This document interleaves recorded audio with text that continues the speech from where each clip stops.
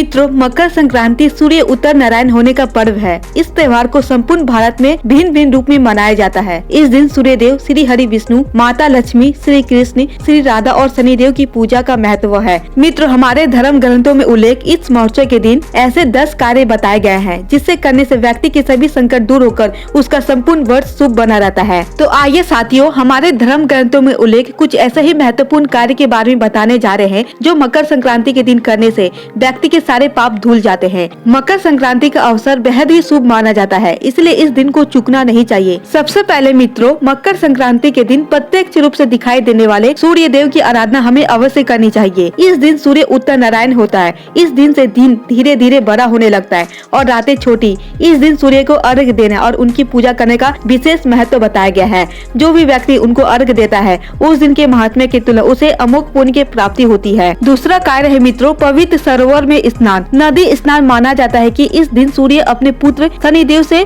नाराजगी त्याग कर उनके घर गए थे, इसलिए इस दिन पवित्र नदी में स्नान करने से पुण्य 1000 गुना हो जाता है। इस दिन किसी पवित्र सरोवर में स्नान करने का बेहद ही महत्वपूर्ण बताया गया है। इस दिन के स्नान से व्यक्ति के करोड़ों गुना पुण्य की प्राप्ति होती है और विशेष करके गंगा सागर में। तीसरा कार्य है मित्रों, दान। इस दिन तिल, गुड़ या रेवड़ी का दान किया जाता है या गर्म वस्त्र भी दान कर सकते हैं। इस दिन गरीबों को या जरूरतमंदों को दान देने से किसी और दिन के तुलना में व्यक्ति इस दिन पुण्य 1000 गुना प्राप्त करता है, इसलिए व्यक्ति को चाहिए कि इस दिन दान अवश्य करे। चौथा है गाय को चारा खिलाना। मित्रों, इस दिन विशेष तौर पर गाय को चारा खिलाना चाहिए, उनकी सेवा करनी चाहिए, क्योंकि गाय को कामधेनु कहा गया है। अब जो भी उनसे मनोकामना कहते हुए शीघ्र ही पूर्ण कर देती है, इसीलिए मकर संक्रांति के दिन इनका विशेष महत्व बढ़ जाता है। पांचवा है मित्रों, पतंग महोत्सव। ये पर्व पतंग महोत्सव के नाम से भी जाना जाता है। पतंग उड़ाने के पीछे मुख्य कारण है कुछ घंटे सूर्य के प्रकाश में बिताना, जो बहुत ही शुभ माना जाता है। व्यक्ति के ओज तेज में वृद्धि होती है। छठा कार्य है मित्रों, धूप सेकना। किसी भी दिन आप धूप सेके या ना सेके, लेकिन मकर संक्रांति के दिन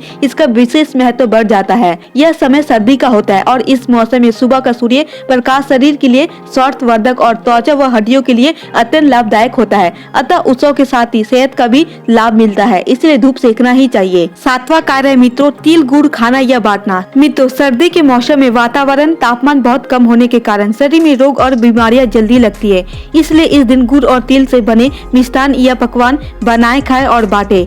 इसमें गर्मी पैदा करने वाले तत्व के साथ ही शरीर के लिए लाभदायक पोषक पदार्थ भी होते हैं और तिल खाने से पापों का नाश भी होता है। आठवां कार्य है मित्रों, खिचड़ी का भोग। उत्तर भारत में इस दिन खिचड़ी का भोग लगाया जाता है और खिचड़ी का भोग लगाने से 9 ग्रह भी प्रसन्न रहते हैं। नवा है मित्रों, खेत अनाज पशु पूजा। इस दिन बसंत ऋतु की भी शुरुआत होती है और यह पर्व संपूर्ण अखंड भारत में फसलों के आगमन की खुशी के रूप में मनाया जाता है। खरीफ की फसलें कट चुकी होती है और खेतों में रबड़ी की फसलें लहला रही होती है। खेत में सरसों के फूल मनमोहक लगते। इस दिन किसान अपने पशुओं की पूजा भी करते हैं और साथ में अनाज की भी। और जिस घर में माँ अन्नपूर्णा की पूजा होती है उस घर में कभी भी धन धान्य की कमी नहीं होती। 10वां है मित्रों, विष्णु लक्ष्मी पूजा। इस दिन भगवान विष्णु की पूजा और आराधना करने की भी महत्व है। इस दिन उनकी माता लक्ष्मी के साथ पूजा करने का विशेष महत्व बताया गया है। साथ में पूजा करने से व्यक्ति उनकी कृपा का पात्र बनता है। तो मित्रों, ये थे हमारे शास्त्रों में उल्लेख मकर संक्रांति के ऊपर विशेष उपाय के बारे में। अगर आप 10 में से कोई एक भी कार्य कर लेते हैं